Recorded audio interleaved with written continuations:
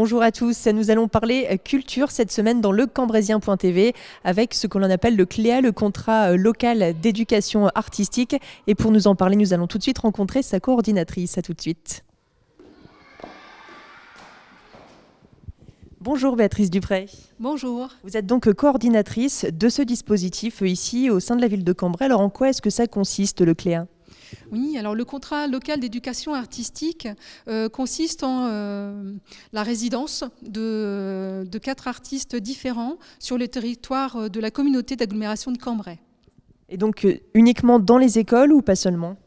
Ah non, pas seulement. C'est vrai qu'on avait coutume d'être beaucoup dans les écoles.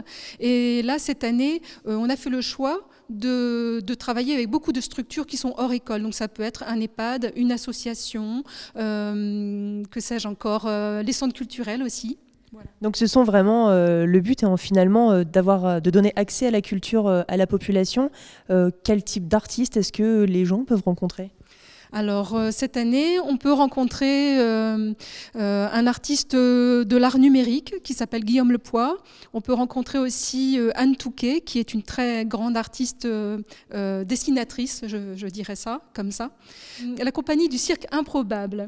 Il s'agit de Maxime Vanov, qui est circassien et aussi danseur, et sa compagne qui est Céline Lefebvre, qui est danseuse et chanteuse. Et j'ai oublié aussi la dernière artiste, c'est Marion Fabien, qui, elle, on va dire, est une artiste sociale, c'est-à-dire qu'elle va à la rencontre des gens dans les quartiers, dans les structures, et elle va monter un projet avec ces personnes. Donc ça fait beaucoup d'artistes au final, vraiment sur le territoire, depuis l'entrée en vigueur de ce dispositif. Tout à fait, beaucoup d'artistes et beaucoup de projets aussi, puisque en 3 mois et demi seulement de résidence, ils ont déjà 130 projets. Plus de 130 projets à eux 4. Très bien, merci beaucoup. Et puis nous sommes ici à l'école Malraux et justement les élèves bénéficient de ce dispositif du CLEA, donc nous allons tout de suite aller les rencontrer.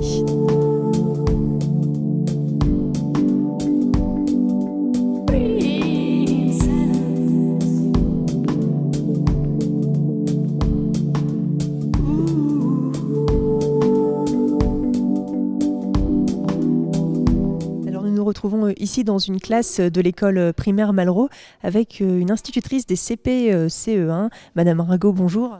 Bonjour. Alors est-ce que vous pouvez nous expliquer quel est votre point de vue à vous en tant qu'enseignante, en tant qu'institutrice, de faire venir des artistes comme ça auprès des élèves ? Oui, bien sûr.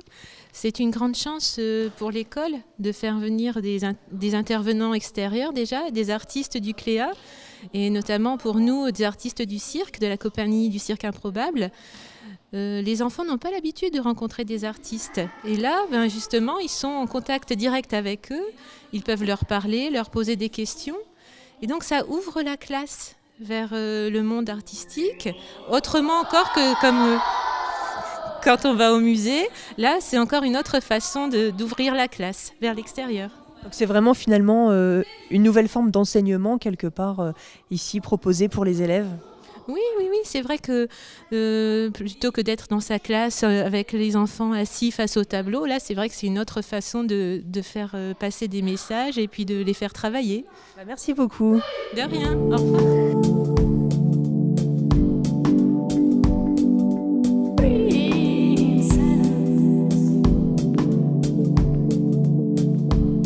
Alors nous voici à présent avec 2 artistes qui sillonnent justement des écoles, mais pas seulement du Cambrésis, pour aller à la rencontre d'un public. Alors qu'est-ce que vous offrez tous les deux aux élèves et pas seulement ? Alors nous on offre surtout notre pratique artistique, du coup c'est-à-dire notre univers. Donc moi je suis jongleur et danseur et Céline est danseuse et chanteuse. Du coup nous on essaie d'amener toutes ces disciplines sur les écoles, de travailler avec des enfants là-dessus, de pouvoir lier le tout en découvrant des nouvelles choses parce qu'on en apprend tous les jours. Vous intervenez dans des écoles mais aussi dans d'autres structures ? Ah oui, on intervient dans plein de centres sociaux, on intervient aussi dans des sites historiques, au théâtre. Des fois on va faire des choses dans la rue, on va faire des performances, on va faire plein de choses du coup. Donc vous êtes originaire plutôt du côté de Lille. Qu'est-ce qui vous a fait arriver à Cambrai finalement ? Eh ben, c'est un hasard.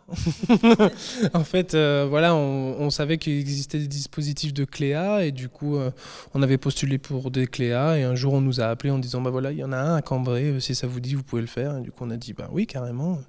C'est super intéressant de pouvoir rencontrer autant de public et autant de personnes et de partager plein de choses avec plein de gens en si peu de temps. Finalement, en 4 mois, ça va très vite. Donc ce sont vos débuts ici. Alors quel est le message peut-être que vous avez envie de transmettre tous les deux à votre public ? C'est un message assez large. Après, nous, on travaille sur le thème de la différence. Du coup, c'est un message qui est d'actualité tout le temps. Et c'est que, en gros, les différences nous rapprochent plus que nous diffèrent.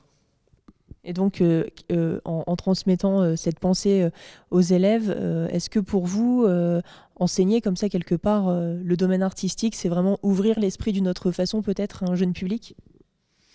Ah bah oui, on les prend dès la source. Du coup, forcément, on leur fait découvrir des choses que peut-être ils n'auraient pas l'habitude de voir, que ce soit avec leurs parents ou avec leurs professeurs ou avec les centres sociaux.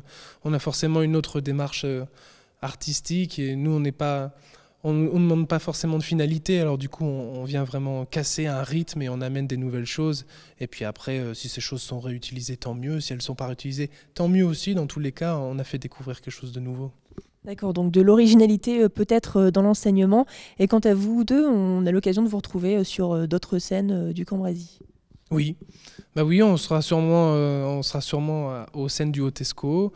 Après, on fait aussi des interventions avant certains spectacles à Cambrai. Après, il y a tellement de projets que je ne me souviens pas de tout. Et bonne continuation à vous deux, en tout cas, merci beaucoup. Et puis bonne résidence sur Cambrai. Merci beaucoup. Le Cambraisien TV, on se retrouve la semaine prochaine et tout de suite on retrouve l'agenda de la semaine. À bientôt. À l'agenda de cette semaine, on commence par de la chanson avec un concert du groupe Goldman en hommage à Jean-Jacques Goldman. Et en première partie, notre auteur-compositeur cambraisien Manukin. Rendez-vous samedi 11 mars à 20h30 au théâtre de Cambrai. À suivre, toujours au théâtre dans le cadre de la quinzaine de la femme, une pièce de David Friesman et en vedette Delphine Depardieu.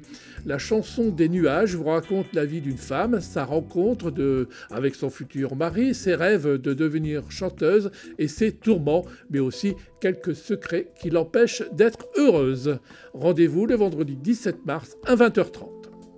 À suivre le février des sciences à la médiathèque jusqu'au 18 mars prochain avec pour thématique la nuit, exposition, rencontres et bien d'autres surprises.